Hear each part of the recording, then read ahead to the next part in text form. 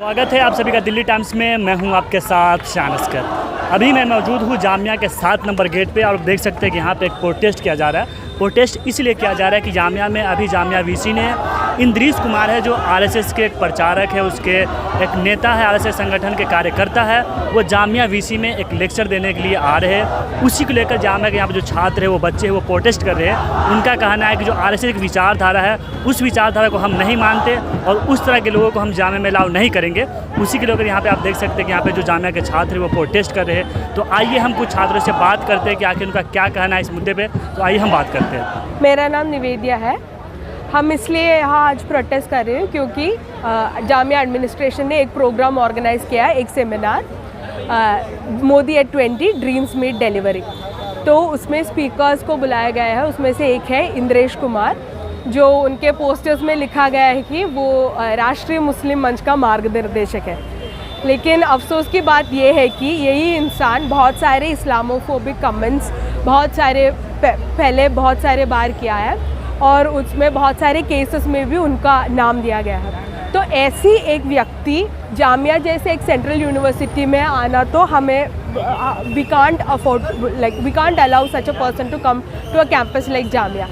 हम ये नहीं कर सकते क्योंकि जामिया में बहुत सारे स्कॉलर्स है, बाहर भी बहुत सारे स्कॉलर्स है। ये उन सब लोगों को नहीं बुलाया जाता है इधर। ऐसे लोगों को बुलाया जाता है जो हिंदुत्व एजेंडा को प्रमोट करते हैं, जो फैशिस्ट एजेंडा को प्रमोट करते हैं। तो ऐसी व्यक्ति को हम नहीं झेल सकते। और फिर ये प्रोग्राम ही एक शैम है। मतलब Modi at 20 dreams meet delivery, कौन सी ड्रीम्स और क्या डिलीवरी उन्होंने किया है। जामिया में अभी भी बहुत सारे बेसिक फैसिलिटीज़ की कमी है। सैनिटरी नैपकिन्स, पानी की इश्यू, इलेक्ट्रिसिटी की इश्यू, ये सब चल रही है। इतनी देर के लिए जामिया बंद थी। जब DU JNU सब खुले गए थे, जामिया खुलने हैं।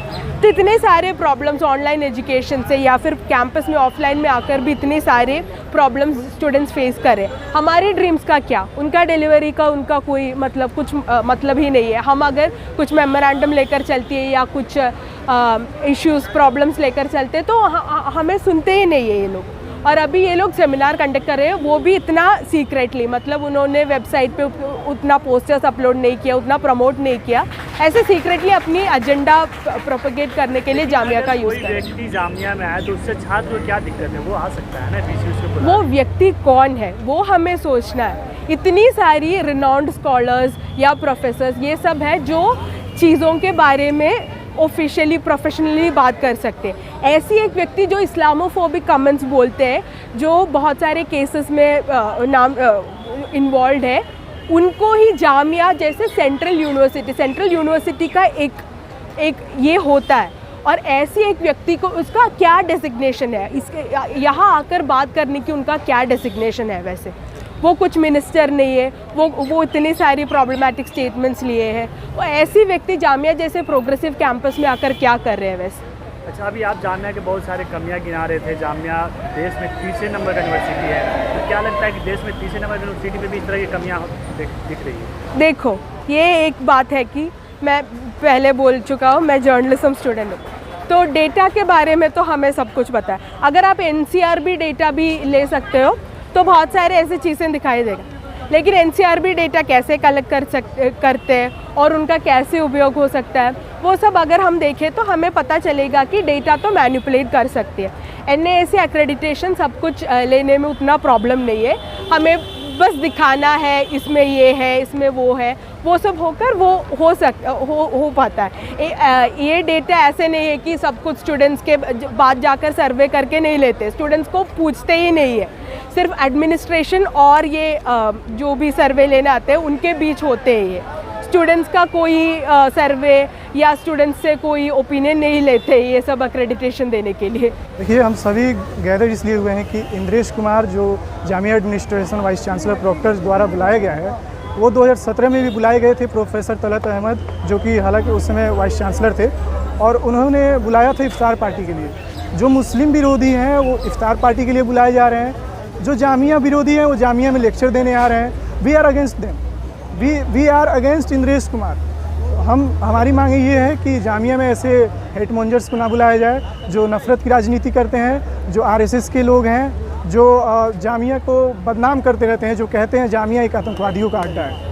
जो आरएसएस के लोग हैं क्या उसके लिए जामिया मना है आने? नहीं, ऐसा हम नहीं कह सकते जामिया उनके लिए मना है, लेकिन जामिया उनके लिए बिल्कुल भी मना नहीं हो सकता, क्योंकि वो नफ़रत अगर ना फैलाएं तो के लोग हैं, इसलिए जामिया नहीं आ सकते। बिल्कुल। अगर मैं ऐसा नहीं कहता हूँ कि आरएसएस बिल्कुल भी ना है, आरएसएस आए लेकिन अपनी विचारधारा ना ले आए।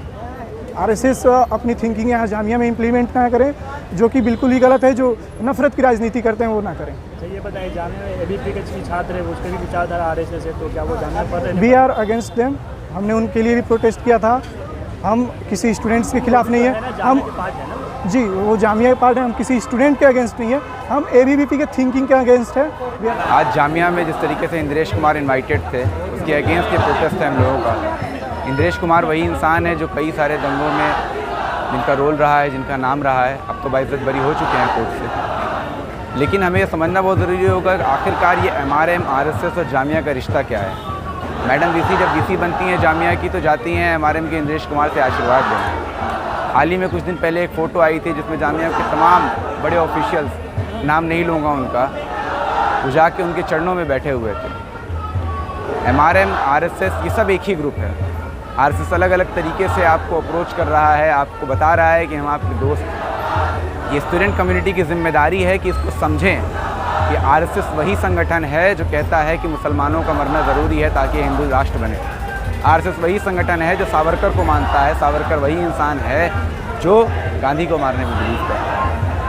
लेकिन देश तो आरएसएस का देना, अगर आरएसएस का बंदा अगर जामिया में आ रहा है तो जामिया वालों को इससे क्या दिक्कत? हमने रोका, हम रोक तो नहीं रहे हैं, उसे मना तो किया नहीं हमने। हम अपना प्रोटेस्ट रजिस्टर कर रहे हैं। हम कह रहे हैं कि हम अलाउ नहीं करते हैं इस चीज़ को, हम एक्सेप्ट नहीं करते। स्टूडेंट कम्युनिटी आपके साथ नहीं है। कई सारी चीज़ें जो होती हैं वो प्रोटेस्ट रजिस्टर करने के लिए होती हैं। जैसे लोहिया का एक बहुत बड़ा कोट रहा है, राम मनोहर लोहिया का, कि जब सड़कें खामोश हो जाएँ तो संसद आवारा हो जाती हैं।